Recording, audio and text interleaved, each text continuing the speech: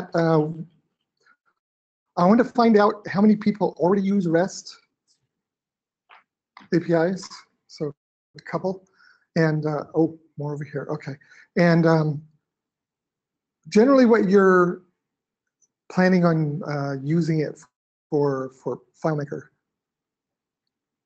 So is it just to set up a web interface to FileMaker, or is it for reporting, or any ideas? Well, no, I was chatting with you on the way down here, but we're utilizing it for actual FileMaker connections. We got a client with 100 or so servers all over the country, okay, and often they need to communicate between, they need to transfer information from one server to the next. Usually they're using FileMaker, right, which is pretty heavyweight, right? FileMaker file that does all sorts of caching and stuff. They're using robots to do that sort of thing. And they've been experimenting with the REST API, doing that all through REST from server to server.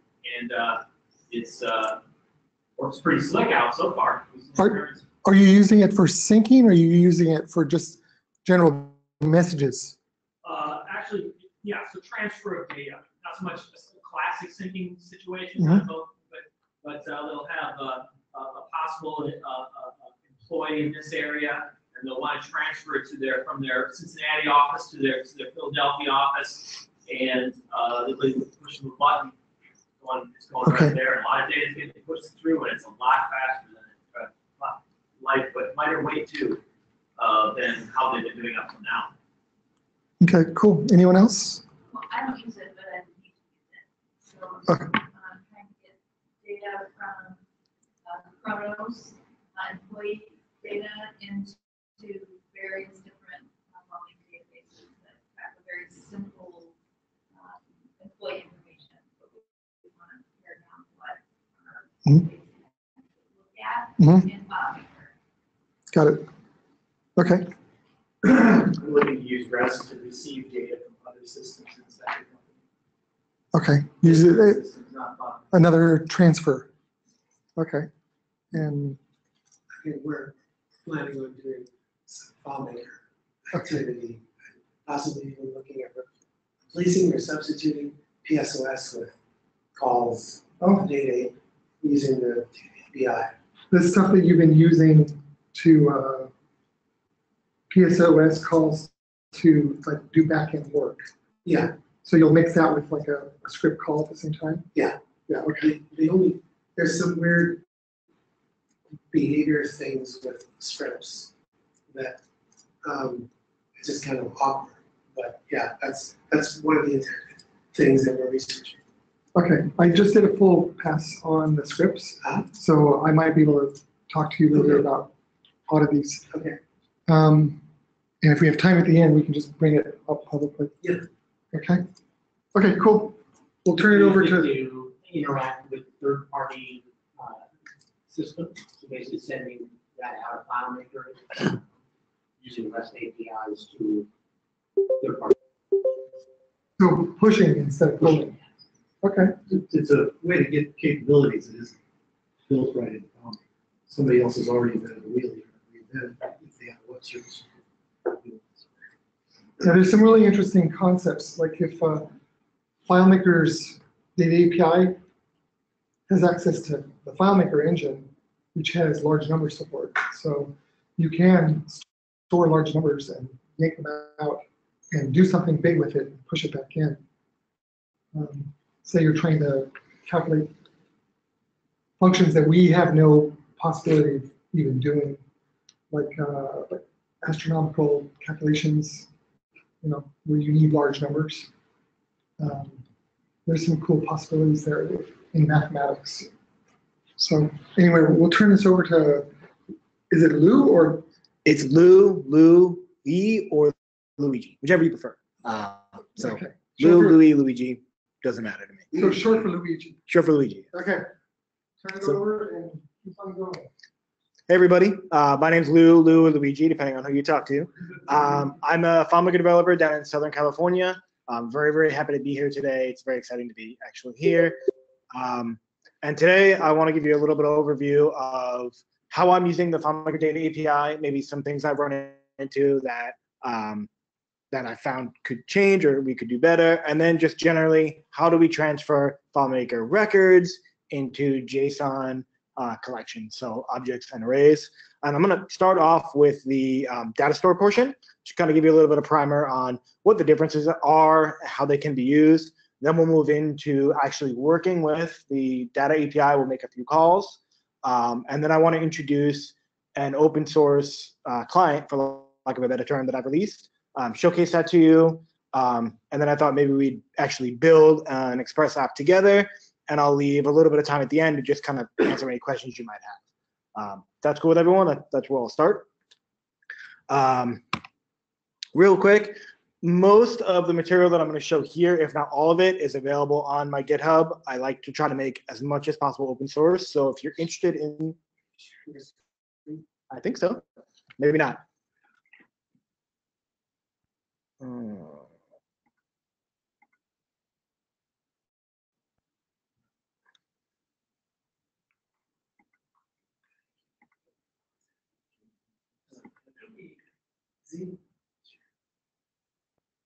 Did that, no?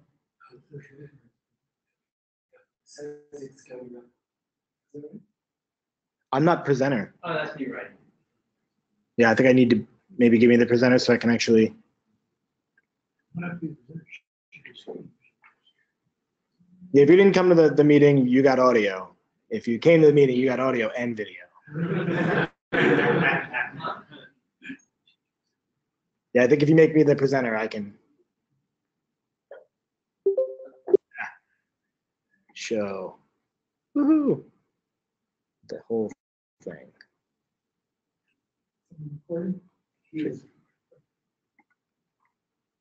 Okay. Again, I'll just leave it up here for an extra second, just so the people that are playing at home can follow along. That's my GitHub URL. Most of the stuff that I'm going to talk about today is on there, with the exception of the Express server. That's not on there because I literally just wrote it, and I have another better example of an Express server up. So anything that you're interested in today, if you want to dive a little bit deeper, take it apart, please be my guest. If you find something that's broken, submit a pull request, fix it. You'll be my hero. I don't necessarily have a lot of time to maintain it, but I do maintain some of the stuff that I have up there. Can I not move forward? Okay, so this is a representation, and again, it's not exact representation of what a record might look like, right? If you look on the like I said, be my right-hand side, your left-hand side, I have the hero number, that might be a record ID, and then I have heroes, first name, last name, hero name, powers, hero ID, record modified, and fans, right? That might be some of the data that we might want to keep in one record. And if we break this up, we find that, okay, we can put, 0, 1 for the hero number, if we're working from top to bottom. We can put Kirk as the hero, the first name, Wagner as the last name, Nightcrawler as the hero name. But then powers, we kind of run into a little bit of an issue. So I put that in red. And then the hero ID, we can make 01010101. We have a date, and then fans, we also run into another issue. So I've highlighted that in red as well. And the issue, if you can see, powers and fans are plural, right? So really what that means is there's going to be more than one of them, right? Like a hero can have a few different powers. In this case, Nightcrawler is able to teleport, and he's also blue, right? Those are two very important things that describe this particular hero. And with our traditional table-based data structure, we could maybe do a repeating field in FileMaker possibly, or we can try to create a second table to link the data together, which I'll show you in a second. And that might look like this, right? And we've all seen this if you look at the relationship graph. I then have heroes on the one side, and then two separate tables, powers and fans, and I would join them together. In this case, I'm going from hero ID to hero foreign ID in powers, and hero ID to, looks like fan in this case. So I've connected them together with a query or join. And I can even extrapolate that out a little bit more. And if I have multiple users who are a fan of a particular hero, fans now then becomes a join table. And my complexity of my graph relationship graph, if we're putting it in FileMaker terms, kind of grows. So you see there's a little bit of complexity we have to deal with. But if we look at JSON, which is currently language of the web, I'm making that up, right? It's not officially a thing. It's an open standard format that uses human readable text to transmit data. It's flexible, which means we can add arrays and nested objects without breaking our structure. And we'll get into what that looks like in a second. And then it enables our use of dot syntax. We'll talk a little bit about dot syntax in a little bit, but you can actually access particular variables by saying hero.heroName or hero.name get us a value. And along the bottom there, you'll see that I actually have some JSON. We'll zoom into that a little bit. Oh, wait.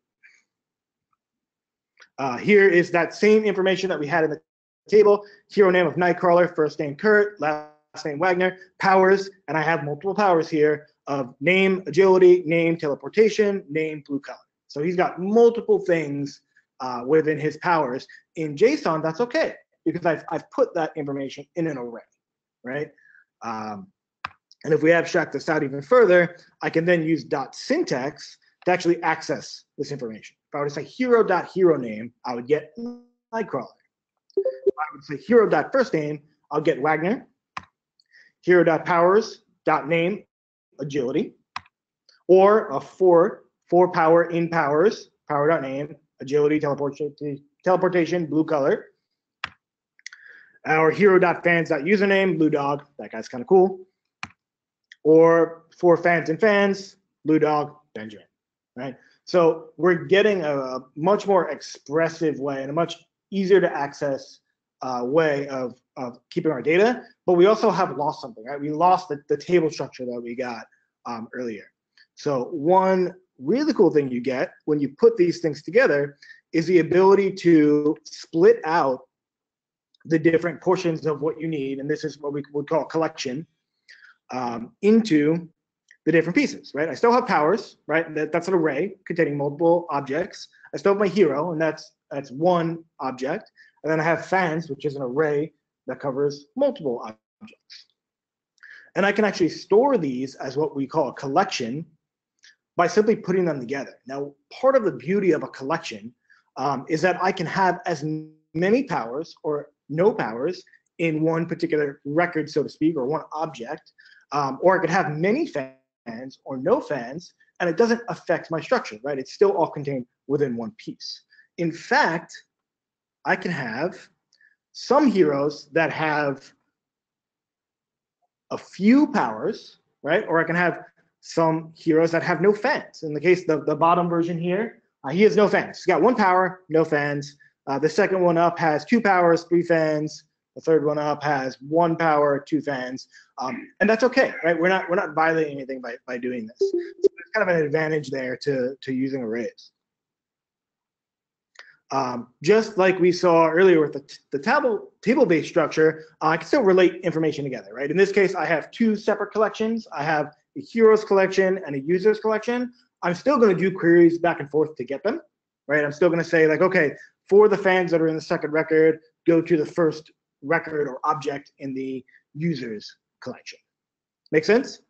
Any questions so far, or did I go through that too quick? Go for it. I noticed in some of your code examples, like you would use strictly strings in your assignments. Would you say it's breaking convention to be assigning actual objects like arrays? So like a slide back, you put in, you were like iterating through an array and like replacing names. Mm-hmm. Couldn't you just do like heroes.powers equals an array object? You sure can. Yeah, you sure can.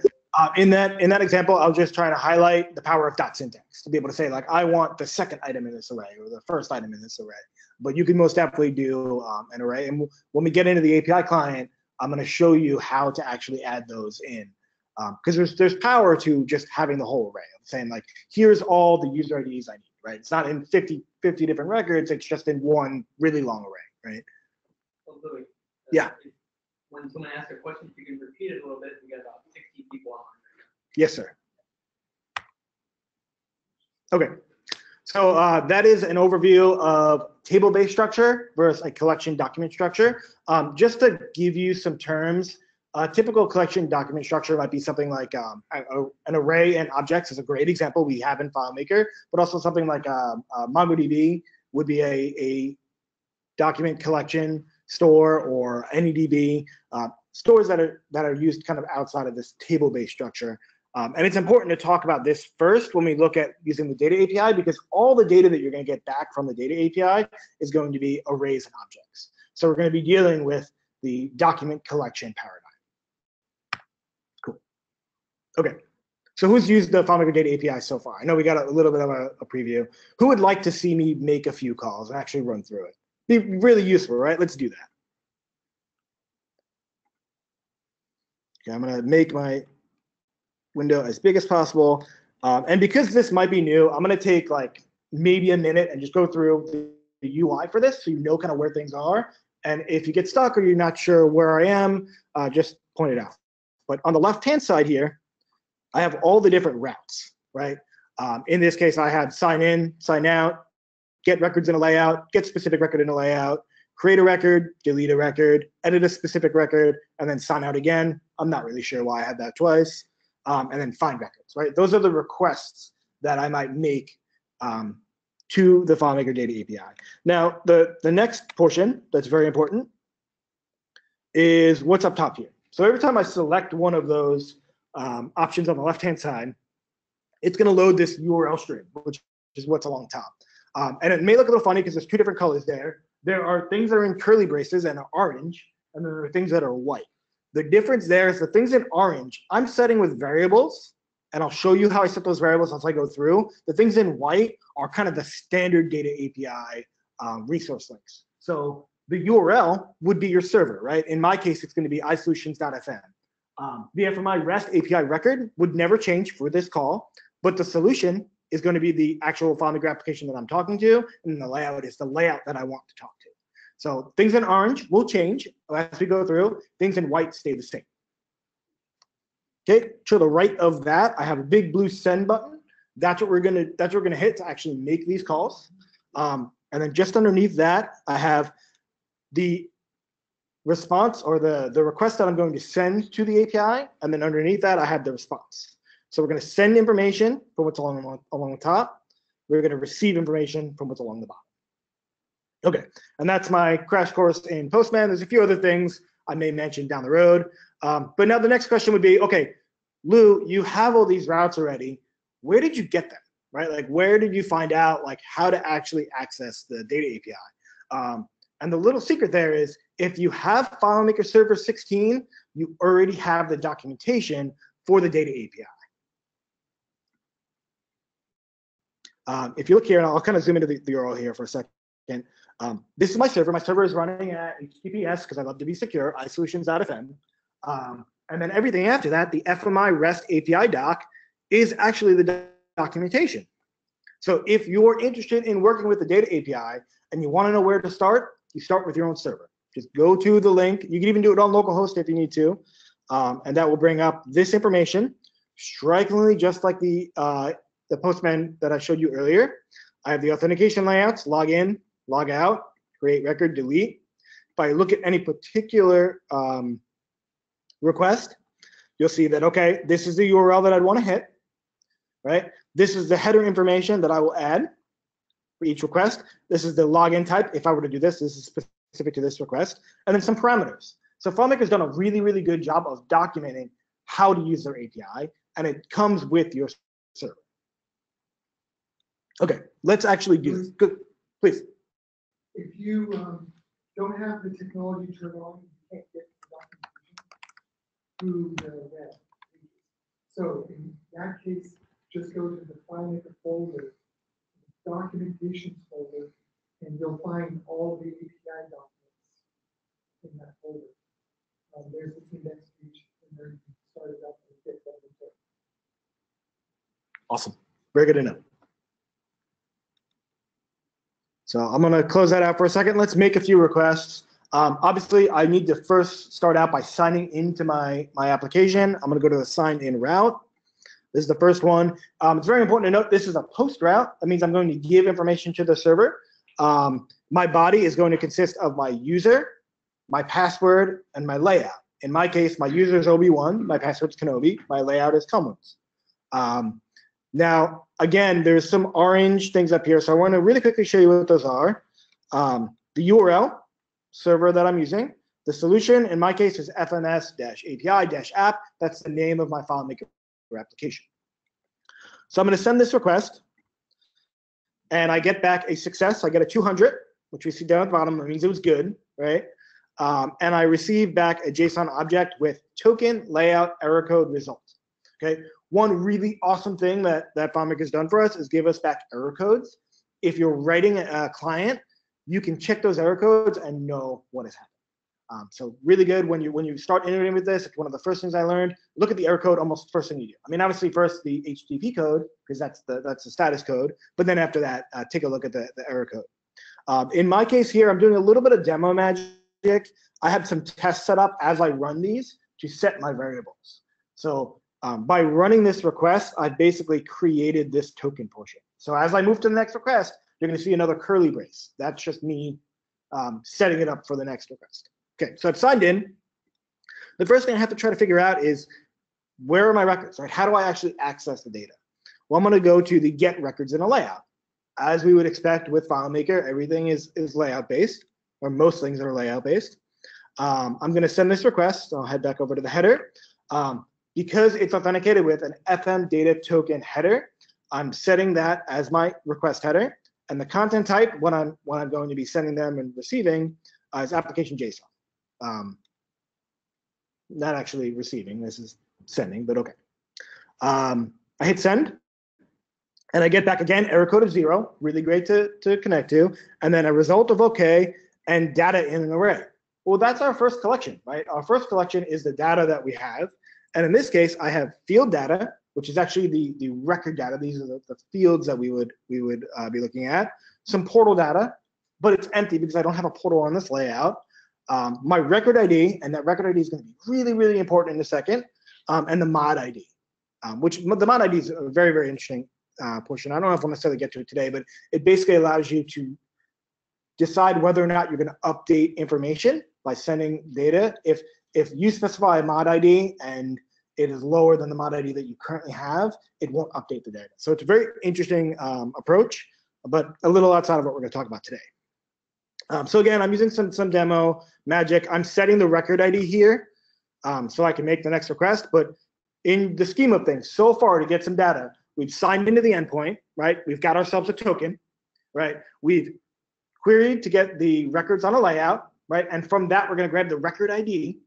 And then from there, we're going to look at the specific record in a particular layout, which is just URL, API, record, the solution, the layout, the record ID. You can kind of see a pattern of building, right? We're making these requests to build up to something.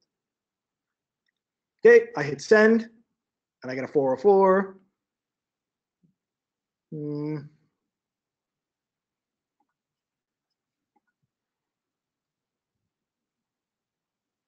Actually, I'll come back to that because I think it's something that I'm doing.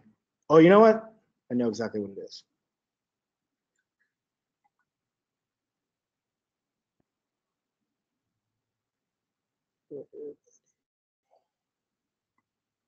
I'm just going to grab this record ID. I'm not going to rely on my demo magic. I don't think it's setting that correctly. No, I still got a 404. Okay, we'll skip over that for a second. We'll do a create. Create, very much like we saw before. Again, we still need the data token. In this case, we're going to specify a body. In this case, data, right, which is what I'm sending. And the name is going to be API. So I'm taking name, and I'm going to put it into a new record.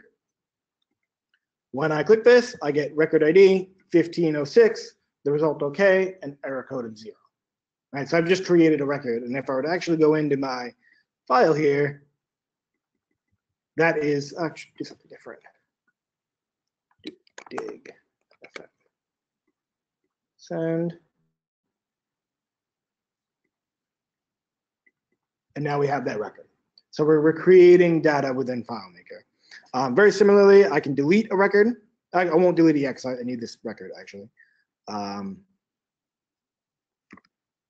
can edit a record and say, I don't want the name to be name. I want it to be Orange County meetup group. I get another 404. I think it's my permissions. I still think I think I messed with my permissions just before joining this, and so it messed up my. In fact, I will fix it on the fly because I think it's good to see. So there's specific data API privilege that you have to actually turn on, and I've done that in my file.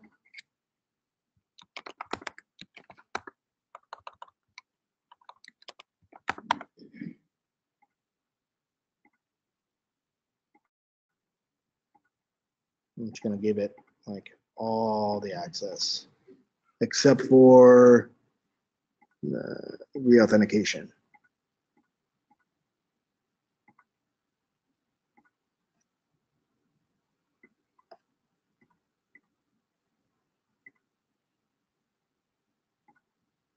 Okay, got 1503. Oh, I'm sorry. If I read the documentation, I would know that I'm missing the FMI/REST in the URL.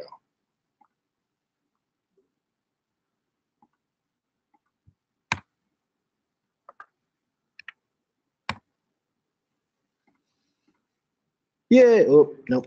Almost yay. I got a response, so that's like half a yay.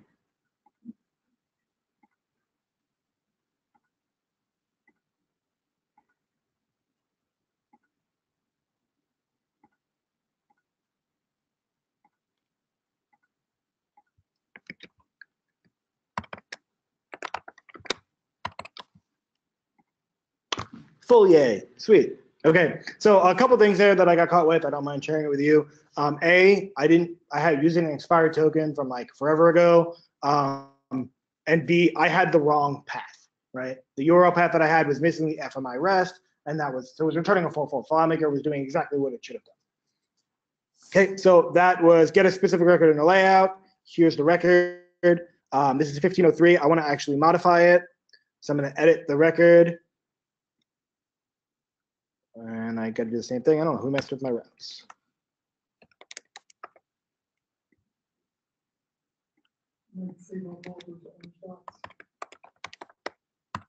Right. Yeah, it's all the orange dots coming to bite me. Yep. Okay. So now edited the record. If I were to go back into that record, there it is. Okay. That particular record, Orange County Meetup Group, used to be called API. All right. One really cool thing, one of the most powerful things I found is find within the data API. It works, I think, amazing in that it's a query. There's also parameters, but we're only going to do the query at this point. That is an array of objects. Each object represents one of the finds that you have. So to give you an example, if I wanted to find a record with the name of Orange County, and I also wanted the name of Dig FM, I could do this, name,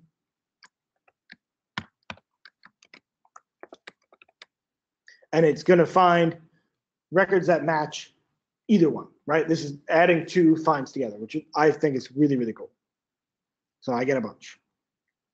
Okay, so that is interacting with the data API. So it's 90% of the things you need to know. I am glossing over a few things. I'm glossing over some of the parameters. Things like give me only 2 records or start at record number 4. You can find those in the API documentation. They generally come in the form of parameters on the URL. But they're kind of secondary to what we're talking about here. Any questions before I move on? Go for it. So you're using query as a key. This is like part of the keyword language that FileMaker is familiar with. Yeah, so the question was, I'm using query in the request object here. Is that part of FileMaker's, I guess, request scheme? And yes, it is. That is what is denoted, and we'll actually look at that together. If I were to go to find here, the field is query. It takes the type of JSON, and then this is the type it takes. You can do omit, true. You can do all sorts of things. There's also sort, which in this case gets put in the body. Offset, range, portal. These are the different filters, I would say. So, but yes, it is part of it. You can do everything that. Yeah. I found that there's nothing that I can't do. Any find that I've tried to do, I've been able to do. I missed the, how you got to this documentation here. Okay, the question was, where's the documentation? It is on the 16 server that you're using, or if you know your buddy's server address, it's on his too. It is the name of your server /FMI/REST/API doc, and then the hash and then API find is whatever you want to be. You can literally just go, Can you do that? yeah. Well, I guess I can't while I'm typing in there.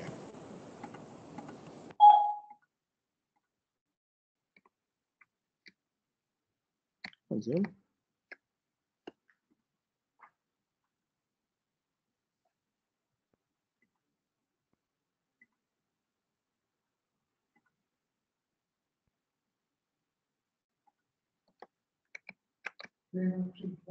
Yeah, that's what I thought, but it's not. There we go. So this portion is not needed. And then this portion is going to be based on your server. So that's really what you want. FMI REST API doc.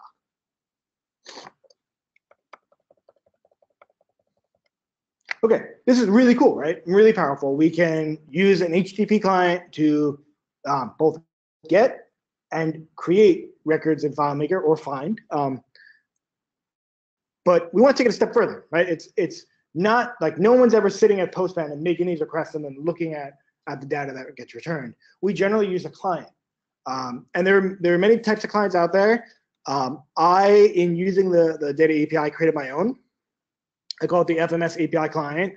It's available on NPM. So if you go to npm.js and you search for FMS-API-client, and you spell it correctly because that's important,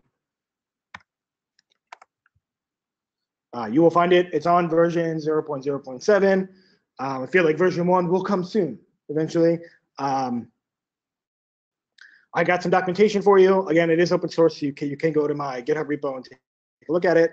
Let's dive into some of the documentation and maybe run a few requests and look at what I've done. Actually, this is documentation. I've used JS docs to automatically generate it. So if you're interested in the underlyings of what my client does, what our client does, because you folks can use it too. You can look at that. Methods like field data, get, find, it's completely open. So if you want to see how I wrote it, dive in. If you want to change something, make a pull request. If it's good, I'll merge it. So there's that.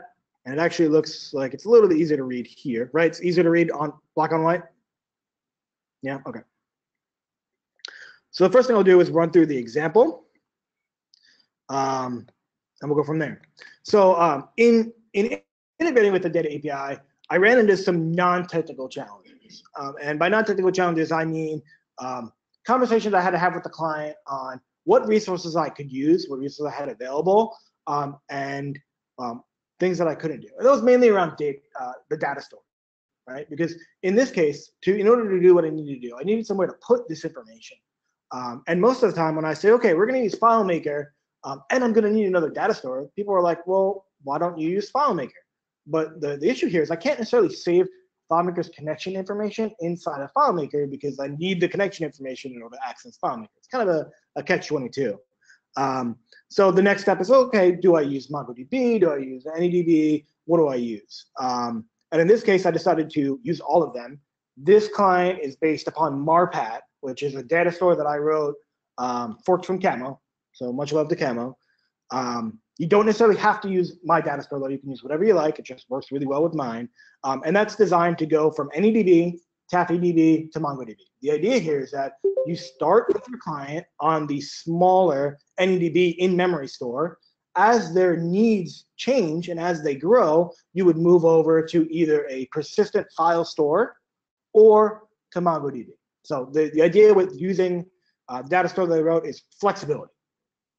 Okay, so the first thing I do before I can instantiate a client is connect to AnyDB or MongoDB, whatever data store I'm going to use.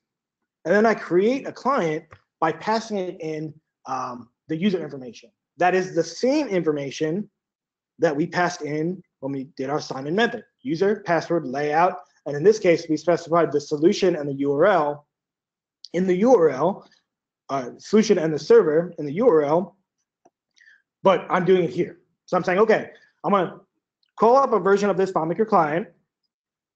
I'm gonna give it a bunch of connection information. Then I'm gonna save it. Once I've saved my client, I can then start to use it. And I'm gonna use it by chaining it together. So the first thing I wanna do is create a record on the layout heroes with the name of George Lucas, the number of 5, an array of 1, an object of droids true.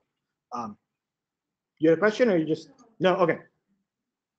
So this is the one of the first calls we did.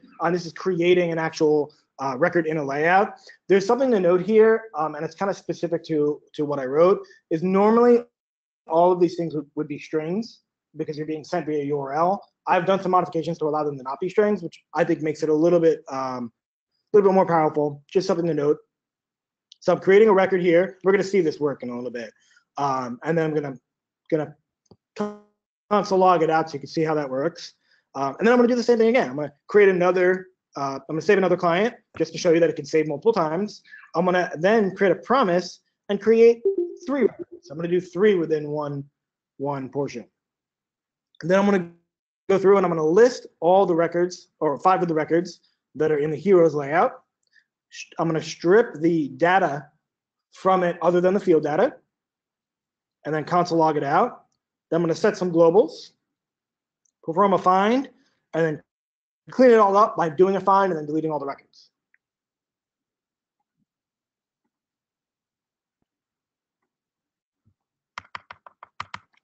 All right.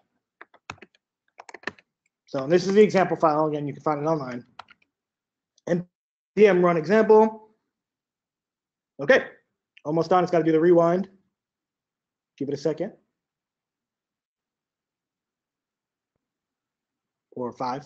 There we go, rewind. Okay, so let's actually walk through what it did and the output that it gave us. So the first thing it did a long time ago, actually George Lucas was the first one, but it came up second, which is interesting. That's node for it. It actually created the 1 record. Here's the error code of 0. Remember, that's the FileMaker response that we got. Record ID 1511, right? That was typically the first command. And then, it created the 3 records, and that's this array that you see here. All error code 0, record IDs. Then it set a global, which is this response here. Then it went through and did a find for all the records that we have, and there are a bunch of them. Then it did a find for Anakin Skywalker, did an update to make Anakin Skywalker Darth Vader. So we have find, create, update, all within the client. Then finally, one of the things I'm doing at the bottom, and we'll go back and look at this, I'm actually printing out the connection to show you what it's doing. Then getting the amount of data that I've sent and received so far, finding all the records that I created, and then deleting them, all within 1 run. Cool, questions? I just showed a lot, so cool, all right. Who would like to dive into the actual code and see what I'm doing? Couple people, okay. So everything that I've written on this is class-based. And I start with the underlying document that is Marpat that I designed, and I'm basically just extending on top of that all the things that I need. And there are 1, 2, 3, 4. There are 4 main models. We'll really only probably look at 2 of them because there are really only 2 that matter. And we'll start with the most important one, which is the actual FileMaker class. This class has a bunch of schema, right? It's another way of saying it's just got a bunch of properties to it. The version, right? By default, it's beta. The application, which is the FileMaker application that I want to connect to. The server, which is the FileMaker server that I'm going to connect to. Data, which holds another class, which is my data class that handles tracking of my data in and out, because I hear that might be important. And then credentials, which saves my credentials. One of the reasons why I put credentials in its own class is because information shouldn't necessarily be saved with the connection. It should probably be encrypted in another document. So that's separated out. There's more to come there though, as I iterate on this. And then finally connection, which saves my actual connection information. I'm doing some pre-init stuff, which is basically just every time I want to create a new FileMaker document, I'm also creating a data connection and a data and a connection and a credentials class instance, sorry, to go with it. And then finally, I'm doing exactly what we did in Postman. I'm taking the authorization URL and I'm building it much in the same way that we did in Postman. I'm just taking the server and the application, I'm putting them together for you. The create URL, I'm doing the same thing. Delete URL, update URL, all the URLs are just really being kind of concatenated together.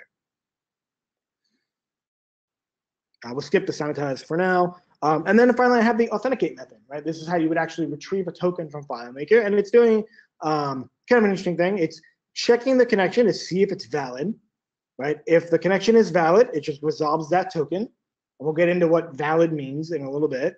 If it isn't valid, then it generates a new connection by taking the auth URL and the credentials and then returning a token. And all of this is done within a promise that will resolve or reject depending on if things went haywire or if things went well. You don't necessarily need to know a lot of that. The idea is that you could just kind of use this client and all this is abstracted from you. Also, here's another method, very, very similar. In this case, though, this is the first time we've actually seen request. This is the create, right? This here is this exact same URL that we saw here, right? URL, FMI, REST, API, record, solution, layout. If we look at this here, actually that'd be in the create URL. Here's the URL, it's a post, here are the headers, and then here's my body, which I'm stringifying for you. Once a record is created, I'm setting the data as outgoing, so I know that I can track the data that's going out, extending the token, saving the token, and then resolving the response. And there's kind of, I think, 5 or 6 different methods just like this. So the idea is I've taken all the things that we've done in Postman, and I've kind of just wrapped them in a nice class to enable you to not have to do all that work. You can just call the method on the class. So rather than saying like, I want to edit a layout, here's the request I need to edit a record, here's the request I need to edit that record, you can just say client.edit the layout and then the information you're going to add, right? Trying to make it as easy as possible for people. So that's that portion. The other portion, which I'll just really quickly speak on, is the connection portion. The connection portion is rather straightforward. It keeps your issued time, your expired time, and your token all together. And then it has a few methods which allow you to check that token to see whether or not it's valid. And I do that by saying, is there a token there? Yes, if there is, then if the current time is between the time that it was issued and the time that it's expired, it's good, right? If it's outside of that, we need to generate a new token. Super complex, right? It literally is just, is it within the 15-minute window? So that's valid. Here's the generate, which is just an authentication portion. And then finally, one of the really cool things that FileMaker has done for us is every time you use a token with a valid response, like anytime it's like 200, that token gets extended for another 15 minutes. So you could conceivably just ongoing use the same token for as long as you can chain requests together. So what my client does here is every time something's been successful, it extends the token by 15 minutes. This makes sure that you're not like inundating FileMaker with unnecessary logins. It's making sure that we're being responsible about the tokens that we generate and we're using the correct ones. Cool.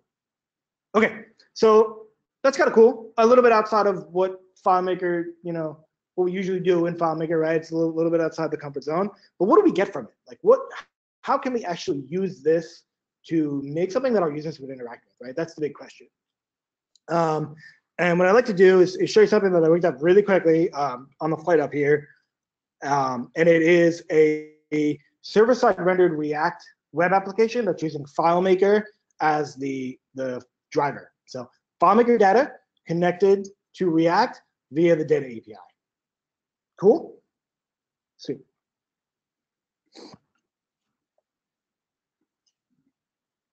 First, I gotta find it.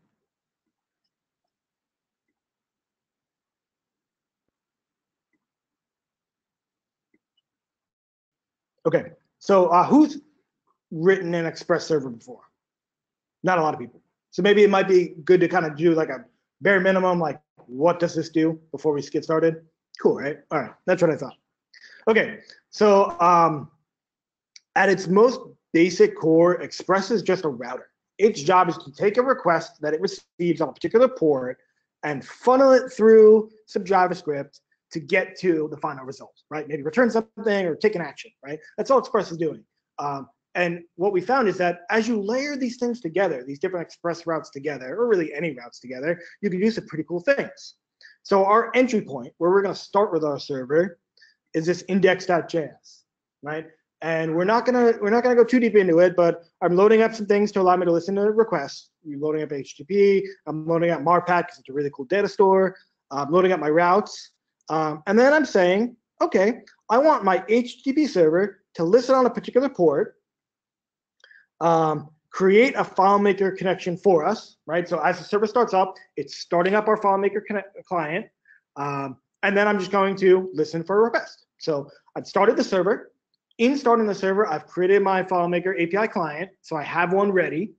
And then it's going to look at the routes, and it's going to say, okay, based on these routes, I'm going to do different things. And you can kind of ignore what's at the top here, because that's a lot of just setting information. And look at these things that say routes or use on them. This health one actually might be a good place to start. So app.route/health returns a status of 200 and a message that Johnny5 is alive, right? So it's taking the route of health and returning a particular response. Let's take a look at that. So my server that I'm running, because I'm local right now, is going to be localhost 3050 and then /health. And if all goes well, I should get, I don't get, because it's not running, I never started it. That helps. Having it run helps.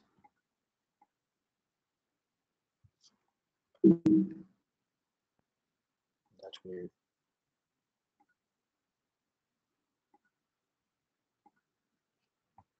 I don't know what that was. See, okay, my server started up. It's now created a FileMaker client. If I wanted to access this FileMaker client, I would do so with this ID. And I didn't actually visit that portion yet, but we will see it in a second. Part of the client that I wrote is actually writing these clients to a data store. So you can create 3, 4, 5 different connections and then just recall them with a particular ID. So you could have one master server that uses multiple connections.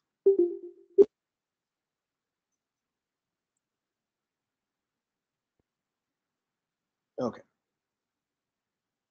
So now, if I were to localhost 3050 and health, I get Johnny5 is alive. So I've started an Express server. It's routing all the requests to health with a response to Johnny5 is alive. Cool? Okay, let's dive a little bit deeper. Delete that bad boy. Okay. Restart. Cool. Okay. So one of the first routes I'm going to do is, actually I'll do this one, heroes, right? I want to get a list of all the heroes in my database. So first thing, I'm going to actually create some heroes because my rewind script deletes them every single time. I'm going to say, this will be Anakin Skywalker and Luke Skywalker and Chewbacca and Han Solo. Okay. Anyone else? Can anyone give me another hero outside of those people? Obi-Wan? Right. Oh, how could I miss Obi-Wan? Cool. Okay, so I've got some names. Yeah, well, different genre. But I'll put in like a biography just so we have some info. And now, if I were to go to localhost/heroes, I get a list of all the FileMaker records, right? So I've created an Express server. I'm routing heroes to a particular function, for lack of a better term, and that is doing this, right? Every time heroes is called, I'm going to FileMaker, grabbing one connection that I have, just doing find one, and then listing the heroes layout, stripping the field data from it, so I'm only getting the record data, and then rendering it using Express React, which is just a server-side rendering application with heroes, right? So it's actually like, it seems like a lot when you first look at it, but as you peel back the layers, it's just a bunch of simple steps put together in the right order. Cool. So the next step to this would be, okay, well, I have a list, right? And I want to show this to my end user. I then probably also want a detail view, right? So what I'll do here is I'll select one of these, and there's no information there, and that's okay because we're going to add something in a minute. We'll take a look at the route, and we'll see that my route is actually just localhost 3050/heroes/an ID. But there's something important to note here. Remember how when we were using the data API, we need to use the record ID in order to retrieve the record, right? But in this case, we're actually using an internal UUID that I've generated. So that is what we're using the FileMaker client for, the API client for. We're saying, okay, when we go to this particular route, heroes/UUID, we want your Express server. Here it is here. We want to get a FileMaker client, right? We want to find a FileMaker client. Then we want to do a find with the parameter that comes after the heroes. So this ID is equal to this ID. So we're actually now chaining together FileMaker methods, FileMaker API methods. We're saying, okay, perform a find, strip out the information, grab the record ID, and then go and get that particular record. Cool, right? All right. So our page is a little bland, and as soon as I figure out how to zoom out, I will fix it. So let's go in and let's modify the view a little bit and maybe add some stuff just to make this a little bit cooler. So I'm gonna go to my views here. I'll go to my hero, and I actually have ID, I have hero biography, have names. So let's just add an image, right? I use my image tag here. Let's find Obi-Wan. Do I have his? I don't. We'll do Darth Vader because he's cool. I'll add his image. We'll go back and we will find Anakin Skywalker, who, I don't know if you know this, I don't want to, no spoiler alerts, but he ends up being Darth Vader. Oh, it didn't work. I did not commit the record. Thank you, sir.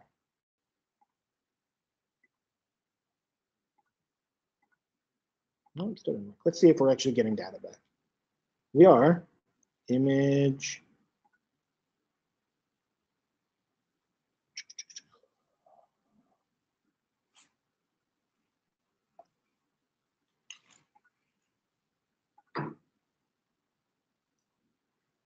That should work.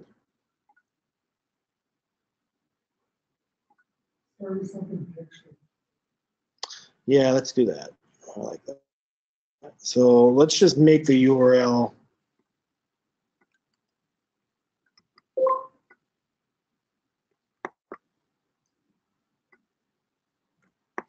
I feel like my props are off though, because I'm not getting any information. Yeah. So.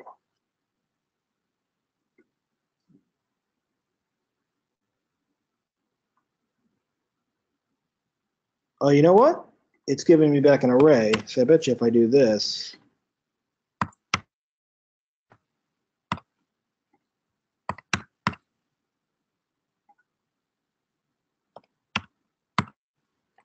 Bet you that'll work. Ta-da, sweet. Okay, let me fix some stuff.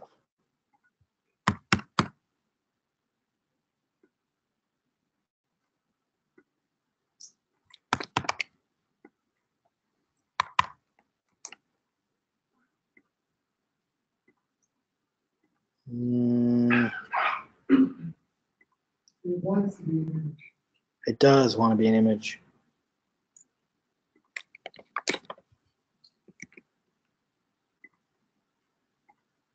Nope.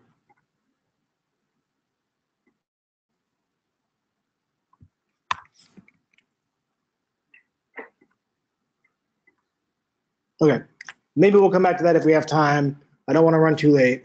I want to talk to you about the next portion of this, right? So let's assume that that worked, and it's worked before, so I'm not sure why it doesn't now. I'll have to look into it. The next step would be like, okay, well, that's rendering to a UI. What about using this in FileMaker? And I don't necessarily have an example of this, but I just want to bring it to the group to think about. What if you could, chart as you would with Chart.js, but do it with a server? And what I mean by that is, what if you could just say, I want you to go find this record ID and then plot the data using this chart, right? You could technically do that with a URL parameter and render it within FileMaker without ever having to leave the ecosystem. So you're getting much better charts. And I thought I had a version of that I could show, but I don't. Right from there. Or what if you wanted to say like, I want to see a list of messages, right? You can render that by using this client and just having your own specific route. Like this could be, instead of heroes, it could be messages and then a particular message or a string of messages. Another really cool tool is type ahead, right? That is actually something which is not easy to do and even harder to do if you don't have any caching going on, but it's actually something that works pretty well with FileMaker. So I actually have this implemented. We'll go into Postman and take a look at it. Here we go. Here's my type ahead example, and I need to switch out the client. So this is a type ahead. I'll remove some stuff. And we'll type ahead for Luke, right?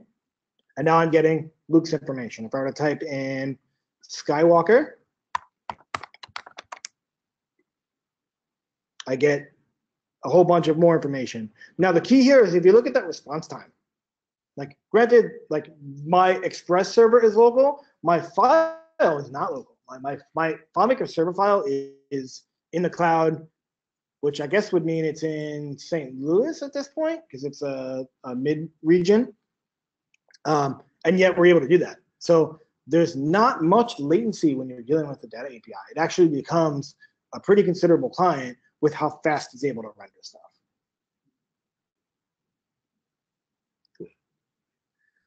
All right, is there anything else you folks want to see? Any questions you have? Does this client need to be running on the FileMaker server? That is an amazing question. It is, does this have to run on the server?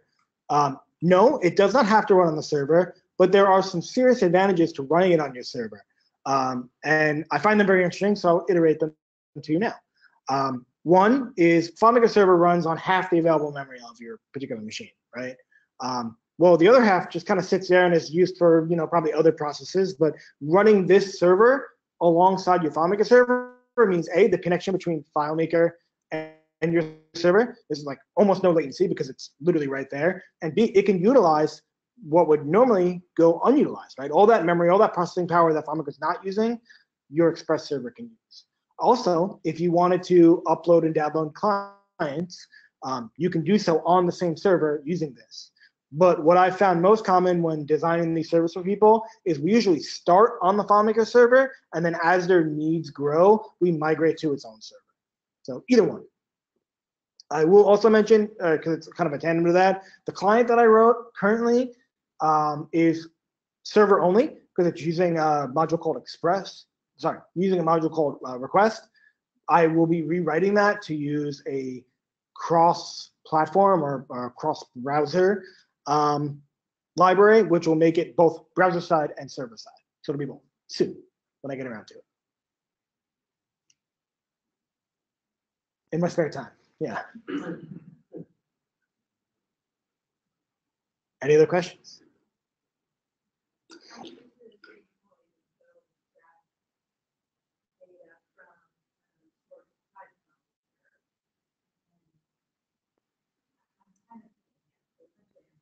Grabbing it and pulling it from the other source, keeping it and then using it. So same kind of thing here, you're just grabbing it from the other source. Right. Just kind of, I go and grab it from another source, pull it in the client, right? Yep. And then push it over. Right. Well, I would say, so this client isn't actually storing any information. It's just kind of the middleware, so to speak, or the middle person between FileMaker and, in this case, Express. There's no data being saved. I have done it to where the client would get it, and then we might store this information in something like Redis, right? Because we can't pull the information that often. We need to store it somewhere. But the client itself is not saving any data. The only thing it's saving is your token, right? Because it needs that to make future requests. Yeah, you usually don't want to save it because you want to make sure you have the most up-to-date data, right? Right.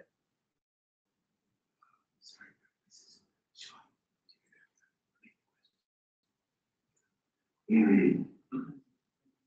are you doing this because for interfacing options with like React, other tools? What's the reason behind Express Client? So the question, if I understand it correctly, was, am I writing this to give myself more integration options, or is it particular to Express, other interfacing options? So I'll say I wrote this, the FMS API client, because I was integrating multiple APIs for people. I was doing this like on a daily basis. I'd be writing out these requests in different clients. So finally I said, well, if I'm doing the same thing over and over again, it just makes more sense for me to build it once and then use it in these other places. I did build this particular client with Express in mind and Node in mind because that's my cup of tea. I love FileMaker and I love Node. So my client, yes, was written for that, but it doesn't have to be. And I fully intend, before I stop working on this anymore, for it to be browser based. So you can just in a browser sign in with a UI and never have to hit a server. So that's coming, but yeah, I wrote it because I was doing this a lot, and I wanted to streamline it. I didn't want integrations to take, days or multiple hours. I wanted them to take a few hours and a day.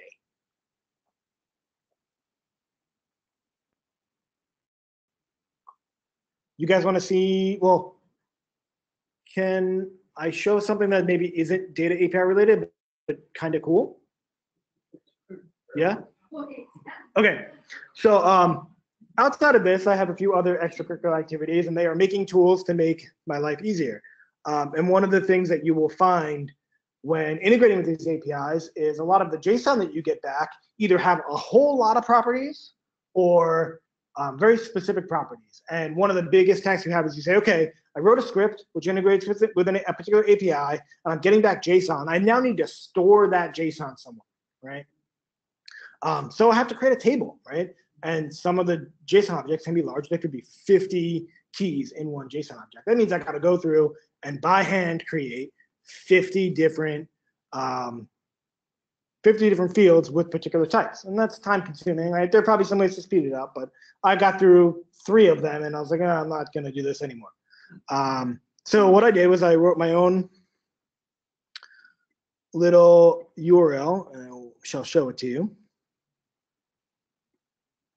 as soon as it loads.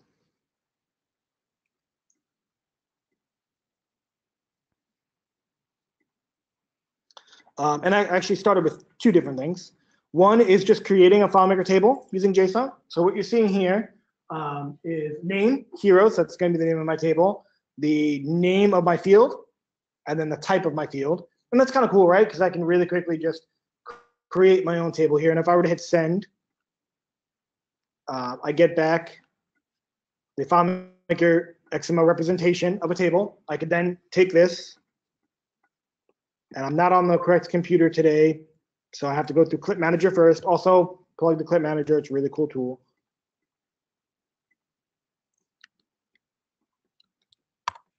Normally, I could just copy this to my clipboard and then be done.